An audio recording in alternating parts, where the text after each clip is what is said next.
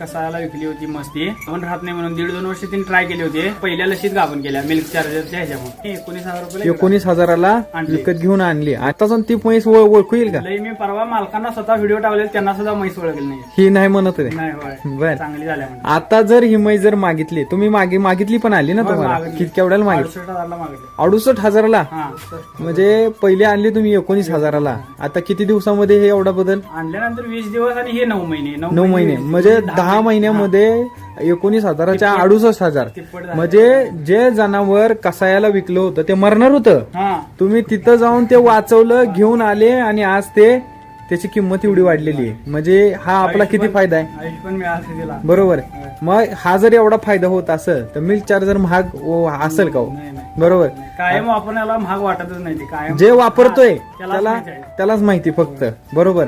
जो रेग्युलर वापरणार आहे त्याला त्याचे फायदे फायदे 100% जाणवतात. एकंदरीत आपल्या गोठ्यामध्ये आज समस्या काहीच, काय नाही काय आजार आजार कायच नाही. आणि शेणामध्ये सर आल्या आम्ही शेण पण बघितलं. हा. म्हणजे ते एवढं जबरदस्त क्वालिटीचं शेण पडतंय बघा. हे जर बघितलं आता ताजं पडलेलं आहे. बरोबर. हा. तर एवढं जबरदस्त शेण पडतंय. याच्या अगोदर असं शेण पडत होतं का? नाही नाही अगोदर पातळ आणि चोथा जास्त पडायचा. आणि हे शेण कुठे ठेवताय तुम्ही वास आता? मारायचं शेण अगोदर. आता हे शेण कुठे ठेवता तुम्ही? शेण साईडला ठेवताय. होय, होय. ते उकडून बघितलं का तुम्ही का? होय, भुसभुशीत. भुसभुशीत होते. होय, भुसभुशीत. मग ते जर शेतात टाकलं तर त्याचं सुद्धा होय. सोनं होणार 100%. म्हणजे आपल्याला डबल फायदा आहे याचा. तर एकंदरीत आता आपल्याला समस्या काहीच नाही. काहीच नाहीये. तर मिल्क चार्जर एकंदरीत तुम्हाला सर्व जनावरांसाठी वापरणं चालतं. चांगले. चांगलं आहे.